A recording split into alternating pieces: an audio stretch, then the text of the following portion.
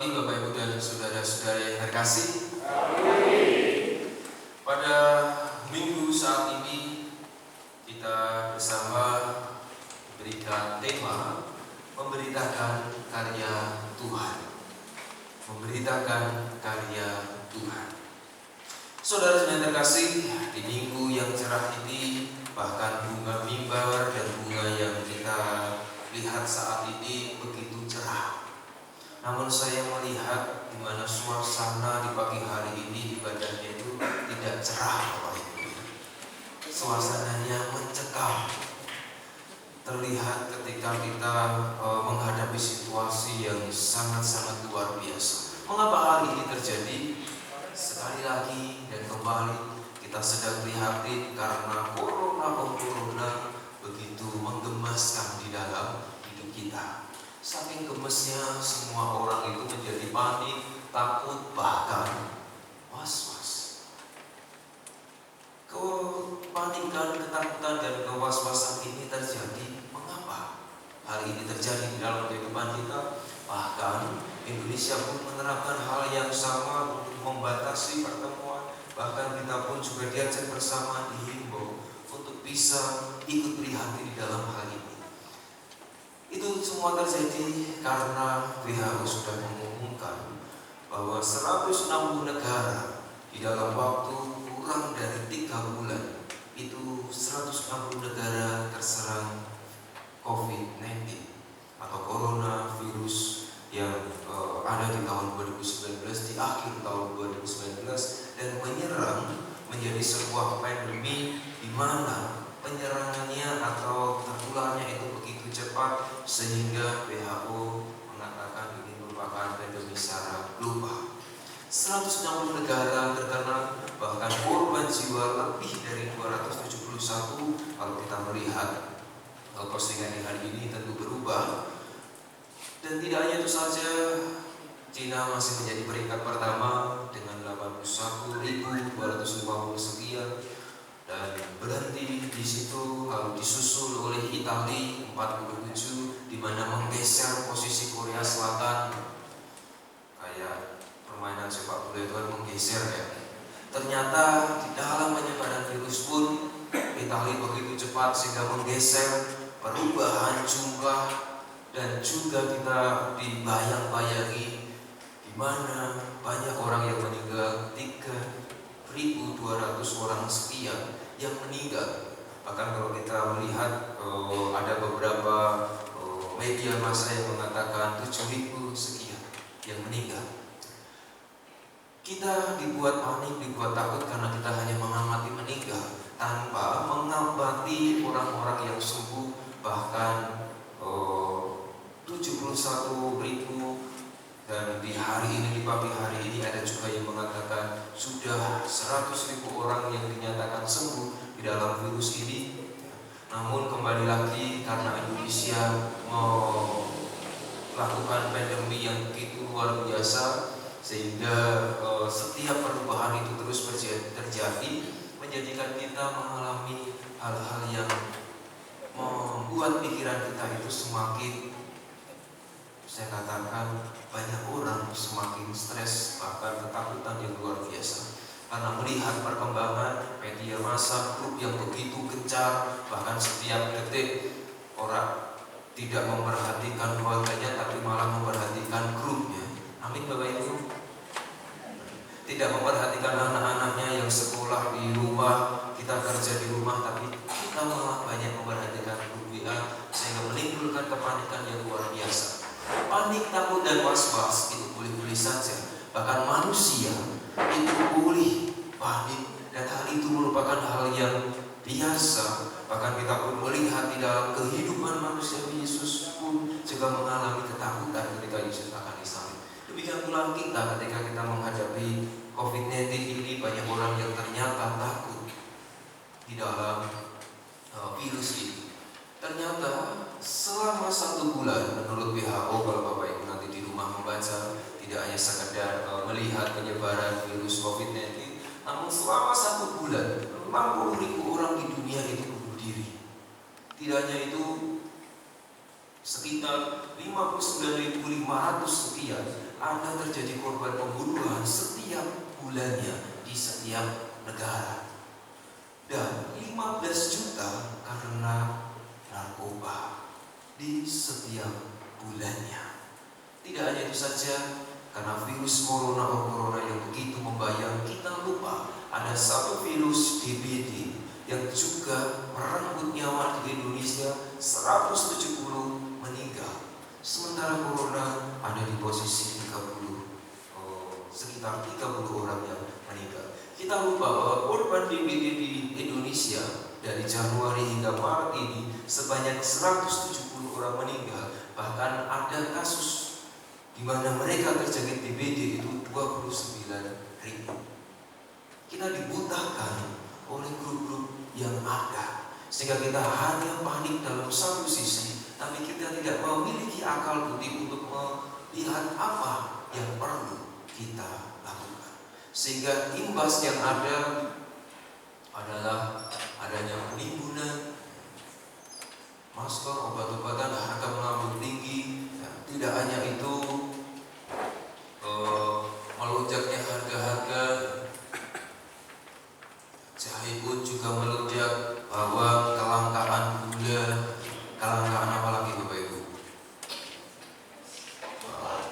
Bensin, untungnya bensin nggak langka ya, karena nggak ada yang bepergian gitu kan.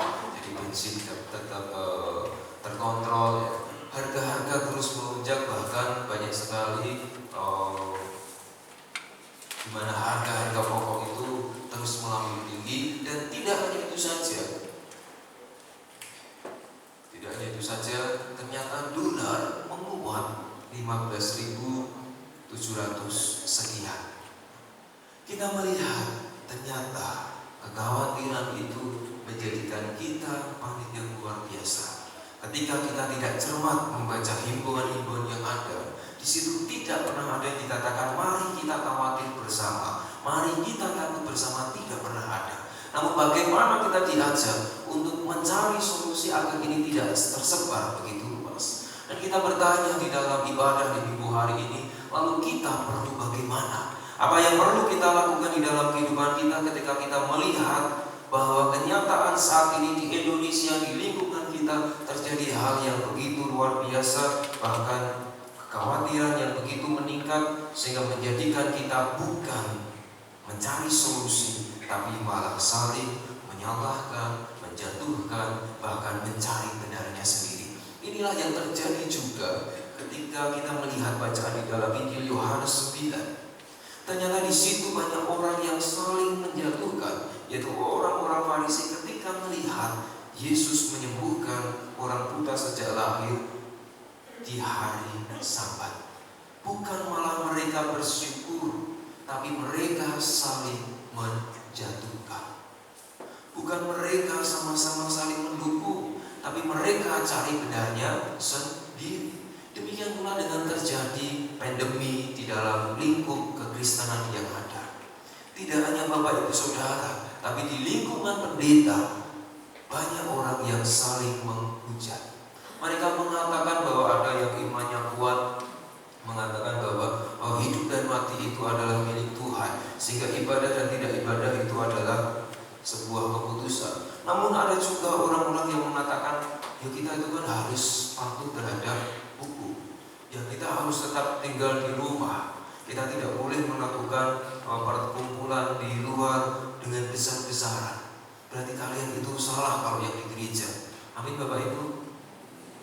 Jadi salah ya. Kalian ketok tegang banget. Banyak orang saling menyalahkan. Bahkan kehidupan Kristiani di lingkup pendeta pun, tidak hanya GKJ, tapi di lingkungan besar pun juga saling menyalahkan Bapak Ibu. Bahkan keputusan-keputusan gereja yang ada dianggap salah. Inilah yang terjadi juga di dalam kehidupan orang-orang Farisi saat itu. Ketika mereka melihat ternyata apa yang dilakukan yang terbaik di antara yang terbaik itu tetap salah. Terbaik di antara yang terbaik itu tetap salah. Tergantung di mana mereka mengambil keputusan. Oleh karena itu Yesus mengingatkan kepada murid-muridnya saat itu. Bahkan di dalam ayatnya yang awal Yesus mengatakan semua orang itu berdosa. berusaha. Selama kita di dunia, selama kita menapaki kaki kita di tanah dan kita ada di dalam kehidupan dunia ini, semua orang tidak ada yang tidak berdosa. Artinya di situ Yesus ingin menyampaikan bahwa bukan orang tuanya yang berdosa, bukan ayah ataupun ibunya, bahkan bukan anak ini yang berdosa, tapi disitulah karya Tuhan ingin disampaikan. Disitulah karya Tuhan ingin disampaikan. Demikian pula di dalam kehidupan saat ini, karya Tuhan ingin disampaikan betapa ganasnya virus COVID-19 19 ini di dalam kehidupan dunia ini ingin mengatakan bahwa manusia itu lemah, bahwa manusia itu harus mendekatkan diri kepada Tuhan. Inilah yang ingin Yesus sampaikan di dalam kehidupan kita di pagi hari ini. Kita tidak hanya memerlukan rasa percaya sebagaimana seorang yang buta ini. Percaya saja itu tidak cukup. Namun si orang buta ini juga melakukan tindakan agar rasa percayanya itu bisa mengubah kehidupannya.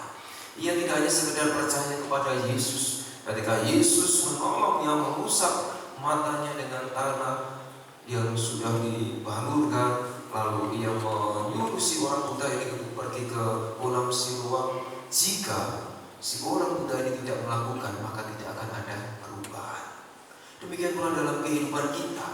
Ketika kita hanya sibuk di dalam kehidupan kita, kita hanya sibuk tentang bagaimana kita mengikuti, bagaimana kita harus yang terbaik dan yang terbaik, sehingga kita tidak melakukan tindakan nyata, itu juga merupakan hal yang mustahil. Oleh karena itu firman Tuhan mengajak kita untuk tidak hanya sekedar percaya, juga melakukan tindakan, sehingga kesembuhan itu nyata. Sebagaimana Nabi Samuel di dalam bacaan yang pertama mengingatkan kita di mana seorang nabi pun juga tidak percaya kepada perintah Allah. Di dalam ayat-ayat yang pertama Samuel meragukan kepada Allah. Loh Allah, ini aku diutus sosok aku dipakai ini Bet siapa? Bet? Wah, saking medine ora kelingan mau bacaan pertama. Kali sinten? Saul.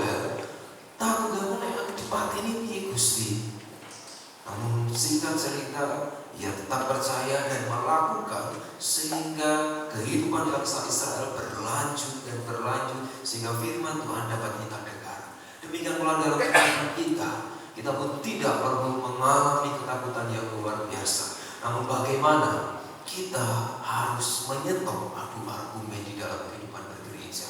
Kita tidak perlu mengatakan ini salah dan ini benar. Kita tidak perlu mengatakan bahwa bunga ini tidak bagus di dalam ibadah pagi hari ini. Namun karena keberagaman yang ada, ternyata bunga ini menjadi bagus dan indah karena adanya keberagaman. Kita tidak perlu mengatakan bahwa kita ini orang suci sehingga kita kebal penyakit. Namun kita pun juga tidak perlu menyamakan orang lain bahwa mereka takut mati. Demikian pula saudara-saudara kita yang melihat atau ibadah di rumah, kita pun juga tidak boleh menyalahkan orang-orang yang ibadah di gereja. Kita mengatakan orang-orang ibadah di gereja itu ngeyelan. Artinya mesti ada nih pemerintah, rumah sakit, gereja ngeyel, cikgu ning gereja. Jangan sampai argumen itu terjadi. Hal itu akan menjadikan sebuah perkisruhan. Bahkan sebagaimana bangsa Israel, sebagaimana orang buta itu tidak akan menjadi percaya jika tidak melakukan tindakan. Maka kita perlu stop adu argumen. Marilah bersama kita melakukan 3 hal di dalam kehidupan kita di Indonesia saat ini, bahkan di lingkungan kita Cekramia ini, untuk mengurangi rasa stres. Hal itu dapat kita lakukan ketika kita mengerti dan memahami ternyata stres itu mempengaruhi tubuh kita, bahkan mempengaruhi otak kita, menjadikan kita tidak bisa tidur, bahkan berat badan kita turun atau naik karena sering di rumah, akhirnya kita nyemil terus ya, atau kita tidak makan karena kekhawatiran, bahkan membaca atau melihat grup-grup yang ada sehingga kita lupa untuk makan, kita tambah stres sehingga kekebalan tubuh kita itu hilang. Kekebalan tubuh atau stres itu dapat meningkatkan hormon kortisol yang menyebabkan penurunan kekebalan tubuh. Jadi stres itu jangan dianggap enteng Bapak Ibu. Kita harus melihat bahwa rasa takut itu harus kita hindarkan. Namun kita harus mencoba mengalihkan hal itu dengan kegiatan dalam kehidupan kita. Karena firman Tuhan pun juga menyatakan bahwa hati yang gembira adalah obat. Sehingga kalau kita ibadah, semoga nanti pujian-pujian yang akan berlanjut setelah khotbah ini kita pujikan dengan sukacita. Jangan koyok puji ketika kita ada di dalam ibadah pangruti ya. Puji itu lemes, capek gitu ya. Apa jujur sarapan ya pondok. Tapi kita harus mengurangi rasa stres kita dengan melihat hati yang gembira adalah obat. Lalu yang kedua, kita harus menjaga pola hidup sehat. Tuhan menciptakan manusia begitu sempurna. Tuhan menciptakan manusia begitu sempurna, sehingga kita harus juga belajar. Ternyata manusia itu mempunyai imun yang mampu menangkal penyakit jika kita memakan makanan yang bergizi, tidur secara teratur 7-8 jam, dan kita berolahraga. Gampangannya, kalau Bapak Ibu nggak percaya imun itu bisa memberikan penyembuhan, sebagaimana kita luka ketika kita tersayat apapun ya, tersayat pisau atau kita jatuh. Kalau imun kita jelek, maka luka yang kita hasilkan itu tidak akan sembuh. Bahkan kita langsung dirundung stres dengan sakit dan sakit terus, maka sakit itu akan terus menerus terjadi. Tapi ketika kita positif, saya yakin tidak sakit. Semoga luka ini cepat sembuh ya. Kita terus berusaha dengan memberi vitamin walaupun perih, tapi habis itu kan tidak sakit. Dan demikian juga dengan imun di dalam kehidupan kita. Ketika imun itu bisa berjalan dengan baik, maka kita pun akan memiliki proteksi di dalam kehidupan kita. Sehingga apa yang dilakukan pemerintah itu hal yang betul. 14 hari ini bukan untuk bermalas-malasan atau bahkan liburan atau adu argumen atau lihat HP terus. 14 hari itu kita gunakan untuk tadi. Kita mencari makanan-makanan yang bergizi. Bahkan kita pun juga mulai tidur secara teratur. Biasanya kita sibuk kerja, kita sibuk ngomong, kita mulai tidur secara teratur 7-8 jam. Dan kita pun juga di pagi hari rajin berolahraga, jogging ataupun resik-resik di rumah. Itulah yang ingin dilakukan pemerintah. 14 hari itu bukan untuk bermalas-malasan, bahkan liburan, enak-enakan sehari tenggelam, WA-an minggu, malah postingan dan lain sebagainya. Tidak. Namun pemerintah melalui kesehatan pemerintah yang ada menunjukkan bahwa melalui 14 hari itu dibagi menjadi 2. 7 hari itu ketika kita anggap saja, kalau kita melihat di channelnya pemerintah, 7 hari itu anggap saja kita sudah terkena virus. Melalui 7 hari itu kita akan drop ya, terkena flu ya, karena kita istirahat, makan yang cukup, bahkan berolahraga. Maka selama 7 hari itu imun tubuh kita akan memproteksi sel-sel yang rusak. Dan 7 hari sisanya kita mengalami kekebalan tubuh, sehingga ketika kita kembali bekerja, kita bisa menangkal virus yang ada. Virus ini sebagaimana virus flu biasa. Ketika Bapak Ibu tidak sakit dan ada sebelahnya yang flu, maka Bapak Ibu tidak akan tertular ketika Bapak Ibu kondisi tubuhnya fit.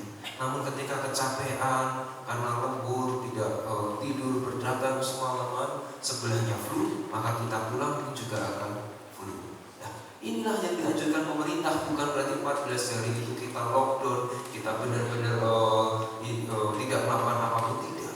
Namun pemerintah membagi itu melalui dinas kesehatan yang ada agar kita setelah 14 hari kerja kita sudah memiliki imun tubuh yang ada. Karena kembali lagi, Tuhan menciptakan manusia begitu sempurna. Lalu yang ketiga, praktikkan keseimbangan di dalam kebersihan. Tidak perlu berlebihan. Tidak perlu berlebihan artinya tidak perlu kita memakai hand sanitizer terus-terusan, nanti akan berakibat tangan kita iritasi. Jangan sampai tangan kita medok karena setiap memegang sesuatu kita cuci tangan. Karena di situ akan membuat kekebalan tubuh kita itu tidak dapat memproteksi. Biarkan hal itu terjadi sedemikian rupa. Karena praktik kebersihan diri itu sudah ada dari dulu. Makanya kan di dalam sekolah itu sehat, bersih itu pangkal sehat ya. Nah, inilah yang perlu kita lakukan, keseimbangan di dalam diri kita. Jangan kita mengurusi orang lain, mengumpat orang lain melalui grup ataupun melalui status-status yang ada. Namun urusilah diri kita sendiri di dalam membangun imun tubuh kita, sehingga imun itu menjadikan kita kebal di dalam virus-virus ataupun bakteri-bakteri yang ada.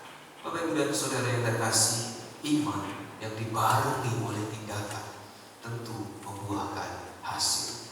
Iman yang dibarengi tindakan itu dapat membuahkan hasil. Inilah yang disampaikan oleh Yesus di dalam Injil Yohanes, dan di mana Nabi Samuel mempraktekkan iman yang ada, sehingga mereka, Yesus, Nabi Samuel, demikian juga dengan saudara-saudara kita yang lain, iman dengan praktek akan membuahkan hasil. Inilah berita di dalam karya Tuhan yang harus disampaikan. Marilah bersama kita memberitakan karya Tuhan. Bagi kita yang mendengarkan firman Tuhan saat ini, jangan takut, jangan panik. Semua orang pasti mengalami hal yang sama. Maka dekatkanlah diri kepada Tuhan dan lakukanlah firman Tuhan, dan ingatlah bahwa iman tanpa perbuatan itu adalah mati. Namun iman dengan perbuatan dibarengi dengan kesungguhan hati akan menjadikan kehidupan kita sehat. Marilah bersama kita memberitakan karya Tuhan di pagi hari ini. Tuhan Yesus memberkati kita. Amin. Kita satu dulu bersama.